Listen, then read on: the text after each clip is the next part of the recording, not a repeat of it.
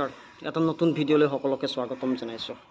আজি সংবাদ মাধ্যমৰ শিৰোনাম দখল কৰি থকা এটা বিষয় হৈছে ভাৰতৰ নতুন সংসদ ভৱন। কি নতুন সংসদ ভৱনটো? এই সংসদ ভৱনৰ বিষয়ে আজি অকণমান বিষয় জানিবৰ কাৰণে চেষ্টা কৰিম। প্ৰতিজন ভাৰতবাসীৰ বাবে আজি এটা ঐতিহাসিক মুহূৰ্ত। প্ৰায় 970 কোটি টকা খৰচ কৰি ভাৰতৰ প্ৰধানমন্ত্ৰী নৰেন্দ্ৰ মোদী ডাঙৰে আজি প্ৰতিজন ভাৰতবাসীকে এটা সংসদ ভৱন গিফ্ট কৰিলে, সংসদ ভৱন এটা অৰ্পণ কৰিলে প্ৰতিজন ভাৰতবাসীৰ বাবে। কিন্তু কিয় এটা সংসদ ভৱন আৰু নতুনকৈ তৈয়াৰ কৰিব লগা হ'ল, ইমান কোটি টকা খৰচ কৰি কিয় গ্ৰহণ কৰিব লগা হ'ল, সেই বিষয়ে আজি চৰ্চা কৰিম। 1921 চনৰ 12 ফেব্ৰুৱাৰী তাৰিখে আমি যিটো সংসদ ভৱন দেখা পাই থাকোঁ, সেই সংসদ ভৱনটো প্ৰথমে ষ্টাৰ্ট কৰিছিলে আৰু সেই সংসদ ভৱনটো 1927 চনৰ 28 জানুৱাৰী তাৰিখে তেতিয়াৰ ভাইচৰয় লৰ্ড ইৰিনে উন্মোচন কৰিছিলে। তেতিয়া ভাৰতবৰ্ষ স্বাধীন হোৱা নাছিলে, ভাইচৰয় চলি আছিলে আৰু ভাইচৰয় হিচাপে 1926 চনৰ পৰা 1931 চনলৈ লৰ্ড ইউৰিনৰ শাসনকাল আছে আৰু তেওঁ ভাৰতত প্ৰথমটো সংসদ ভৱন তেওঁ উন্মোচন কৰিছিলে। আৰু সেই সংসদ ভৱনটো আৰ্কিটেক্সাৰ হিচাপে আছিলে আপোনাৰ এডভিন্স লিটুৱেন্স আৰু হাৰ্বাৰ্ট বাৰ্কাৰ নামৰ এজন ইংলিছ মানে আৰ্কিটেক্সাৰ আছিলে। প্ৰায় 83 লাখ টকা খৰচ কৰি সেই সময়ত সেই সংসদ ভৱনটো, যিটো সংসদ ভৱন আজি আমি টিভিৰ পৰ্দাত আজিলৈকে দেখি আছিলোঁ, হয়তো কালিৰ পৰা নেদেখিম, আজিলৈকে সেই সংসদ ভৱনটো দেখিছিলোঁ। সেইটো প্ৰায় 83 লাখ টকা খৰচ কৰি সেই সময়ত সেই সংসদ ভৱনটো ব্ৰিটিছসকলে তৈয়াৰ কৰিছিলে। কিন্তু সেই সংসদ ভৱনটোত এটা মিনিমাম কেপাচিটি আছিলে। যেতিয়া ভাৰতবৰ্ষত সাংসদৰ সংখ্যা বাঢ়ি গ'ল বা যেতিয়া বিভিন্ন প্ৰয়োজনীয় বস্তু তাত নাছিলে, তাৰপিছত ভাৰতীয় সংসদসকলে এটা চিন্তা কৰিলে যে ভাৰতত এটা নতুন সংসদ ভৱন লাগে য'ত সকলোবোৰ সা সুবিধা মানে থাকিব পাৰে। তাৰপিছত 1956 চনত সেইটোক আপোনাৰ নতুনকৈ আৰু দুটা মহলা আৰু তাত এড কৰি দিলে, দুটা মহলা তাত যোগ কৰি দিলে। তাৰপিছত আজিৰ এই সংসদ ভৱনটো আমি দেখা পাই আছোঁ। তাৰপিছত সেই সময়ত যিহেতু ব্ৰিটিছসকলে শাসন কৰি আছিলে, সেই সময়ত সেইটো সংসদ ভৱন হিচাপত জনা নাছিলে, হাউচ অফ পাৰ্লিয়ামেণ্ট হিচাপে স্বাধীন হ'ল। তাৰপিছত অৰ্থাৎ 1956 চনৰ পিছত সেইটোক সংসদ ভৱন হিচাপে জনা গৈছিলে। তাৰপিছত 10 ডিচেম্বৰ 1920 10 ডিচেম্বৰ তাৰিখে নৰেন্দ্ৰ মোদী ডাঙৰীয়াই শিলান্যাস কৰে, ফাউণ্ডেশ্যন ষ্টোন তাত কৰিছিলে, প্ৰথম ষ্টাৰ্ট কৰিছিলে আৰু 1921 চনৰ 15 জানুৱাৰী তাৰিখে নতুন সংসদ ভৱনৰ কাম আৰম্ভ কৰিছিলে। তাৰপিছত প্ৰায় 28 মাহ লাগিলে এই সংসদ ভৱনটো আপোনাৰ মানে শেষ হোৱাৰ 28 মাহ লাগিলে আৰু আজি অৰ্থাৎ 28 মে 2023 তাৰিখে দিল্লীত নতুন সংসদ ভৱনটো ইনগ্ৰেশ্যন হ'ল। নতুন সংসদ ভৱনটো আপোনাৰ ভাৰতবাসীৰ কাৰণে অৰ্পণ কৰা হ'ল।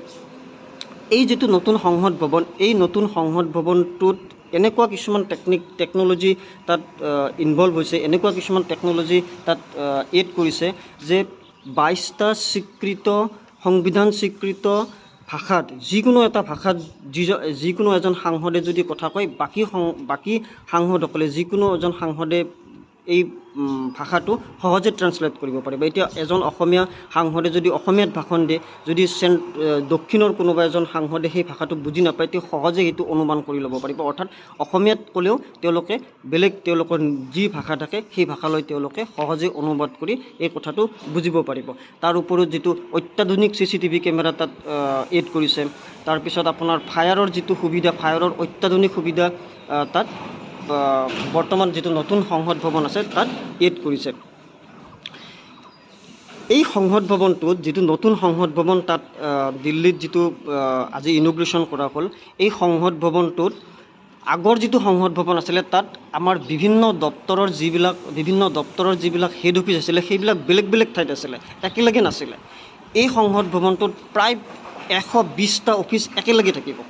অৰ্থাৎ এটা অফিচৰ কামটোত যেতিয়া বেলেগ বেলেগ ঠাইত থাকিব, তেতিয়া বিভিন্ন সিদ্ধান্ত লোৱাত ভাৰত চৰকাৰে অসুবিধাৰ সন্মুখীন হৈছিলে। কিন্তু এতিয়া এনেকুৱা হ'ব, এতিয়া প্ৰায়বিলাক দপ্তৰ একেলগে থকাৰ পিছত এই সিদ্ধান্তবিলাক লোৱাৰ কাৰণে ভাৰত চৰকাৰৰ যথেষ্ট সুবিধা হ'বৰ কাৰণে এনেকুৱা এটা সিদ্ধান্ত লোৱা হৈছে। প্ৰায় 120টা অফিচ একেলগে একেই সংসদ ভৱনৰ এলেকাতে 120টা অফিচ এড কৰিছে। তাৰ লগত প্ৰাইম মিনিষ্টাৰ অফিচ, হোম ছেক্ৰেটাৰীৰ অফিচ, আপোনাৰ ৰাজ্যসভাৰ অফিচ, লোকসভাৰ অফিচ, বিভিন্ন অফিচ একেলগে থাকি প্ৰায় 120টা অফিচ একেলগে লগ কৰি ভাৰতখন চলাবৰ কাৰণে চেষ্টা কৰা হ'ব।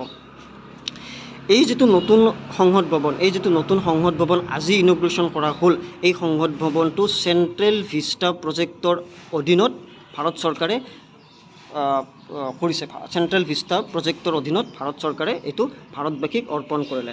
আৰু এই নতুন সংসদ ভৱনটো ডিজাইন কৰা হৈছে HCP প্লেনিং মেনেজমেণ্টৰ অধীনত। টাটা প্ৰজেক্ট প্ৰাইভেট লিমিটেডে এইটো নিৰ্মাণ কৰিছে। আমি সকলোৱে গম পাওঁ, আমি সংবাদ মাধ্যমত গম পাইছোঁ। আৰু ভাৰতীয় আৰ্কিটেক্সাৰে কৰিছে, তেখেতৰ নাম হ'ল বিমল পাটিল।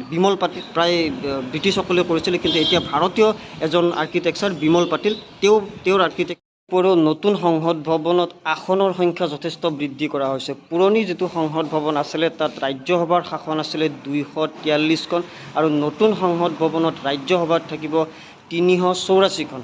ঠিক তেনেদৰে লোকসভাত আগতে যিটো পুৰণি সংসদ ভৱন আছিলে তাত সংখ্যা আছিলে 543জন, আৰু নতুন যিটো সংসদ ভৱন থাকিব তাত থাকিব আপোনাৰ 888জন। গতিকে নতুন যিটো সংসদ ভৱন আজি ইনগ্ৰেশ্যন কৰা হ'ল, সেইটোৱে ভাৰতৰ গণতান্ত্ৰিক ব্যৱস্থাত বিভিন্ন ধৰণে সহায়ক হ'ব বুলি আশা কৰিব পাৰি। যদি এনেকুৱা ভিডিঅ'বিলাক আপোনালোকৰ ভাল লাগিছে, মোৰ চেনেলটো ছাবস্ক্ৰাইব কৰিব। যদি কিবা আপোনালোকৰ জনাব লগা আছে, যদি কিবা আপোনালোকে জনাব বিচাৰে, মোক কমেণ্ট কৰি জনাব পাৰে। মোৰ ভিডিঅ'টো চাই থকাৰ বাবে আপোনালোকক ধন্যবাদ।